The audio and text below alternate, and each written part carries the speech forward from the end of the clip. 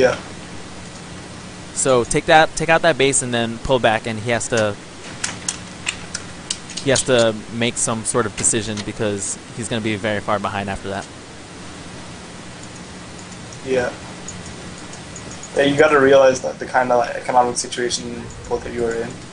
Because if you are able to deny him and keep him on one base, he's going to have pretty much no income because he will likely be almost mined out, if not mined out at his main, and then you can just kind of contain him and just make maybe some broodlords, because broodlords are really a good idea against tanks, and then you just probably bust into his main after he unsieges. Yep, broodlords are those units you want to use to break a turtle. Yeah. Ultras don't do very well against like 5 siege tanks, siege it up behind the wall. Yep. So in that case, you know, taking out that natural is good, but again, don't go up that ramp. That Zergs hate being in a choke point. Yeah. And broodlords would have been a good tier 3 choice, especially since you saw he was going marauders as well.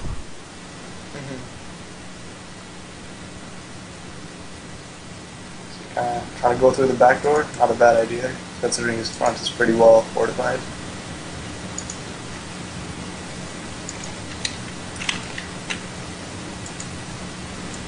Okay, and now you're just making a bunch of units, and you're about to mine out on both your bases, and you don't have an expansion. Yeah, right now would be just a good time to just throw it on a hatch. You should have done it maybe 10 minutes ago, but that's okay.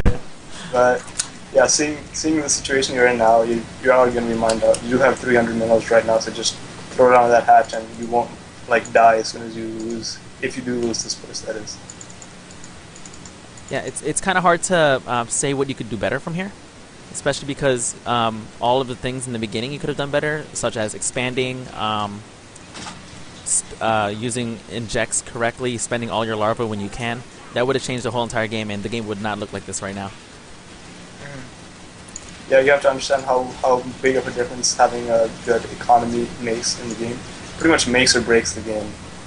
And you can't really focus too much on the attacks, because even if you did a bad attack with a good economy, it wouldn't even make a difference because you could just reinforce it right away. Okay, and here we go again. Attacking into a choke is the worst thing you can do. Yeah, pretty much just throwing away some ultras. Yep, as Zerg, you want to, usually if they're turtling up like this, you just want to take the whole entire map, expand everywhere, and wait for them to move out and flank from every direction when they reach an open space. Yeah, you can't let yourself get like too caught up in just trying to kill them, because then you're just going to lose. It's happened to me a lot of times, and the best way to beat this is definitely to just completely out-expand them, get a whole bunch of minerals, and just kind of pound them with units. Broodlords are generally a really good idea against a turtle, because the only way they can deal with it is Vikings, and you can probably get them by surprise if you get them out fast enough. So exactly.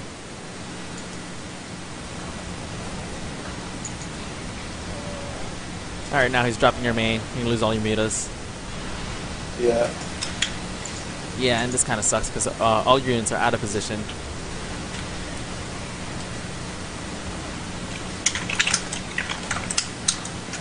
Okay, and you're going to decide instead to counter, which I think is a good idea because you see that most of his army is in your base. Now let's see how that goes. You're going to want to drop it right on top of the tanks. But that's a lot of marauders. That is a lot of tanks too, yeah. Okay, but this army I think you should clean up. Yeah, you can also drop your units while moving in case you didn't know. By just, if you press D and click on an overlord with units in it, it'll drop them and keep moving, so that's a useful tip if you want to do more drop play in the future. Yep, like baneling drops, baneling carpet bombs, I think that's what they're called. That's a good way to do that. Alright, and these tanks are going to siege up, and I don't see you being able to take them out because they're in such good position again. He's forcing you into chokes using his buildings.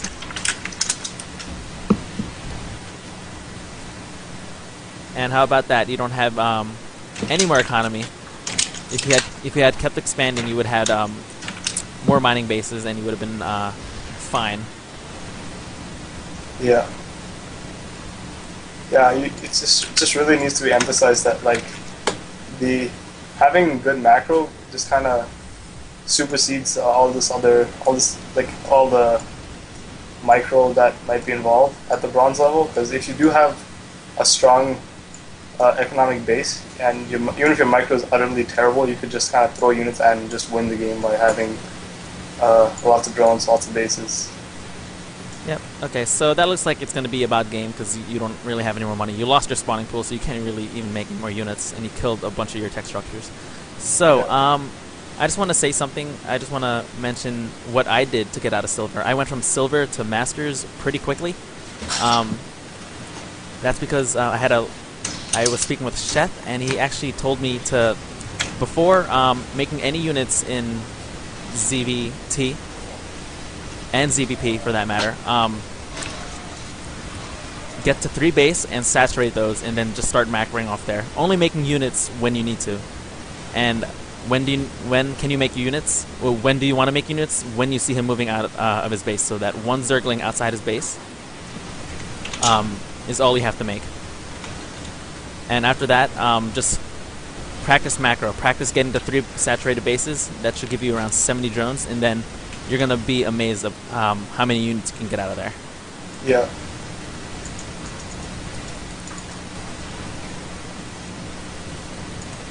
Yeah, I think that there's nothing much you can do here. All the difference. Alright, and that's a game. So, again, I really think you should work on getting the 3 bases, get them saturated, make that your #1 priority and #1 goal.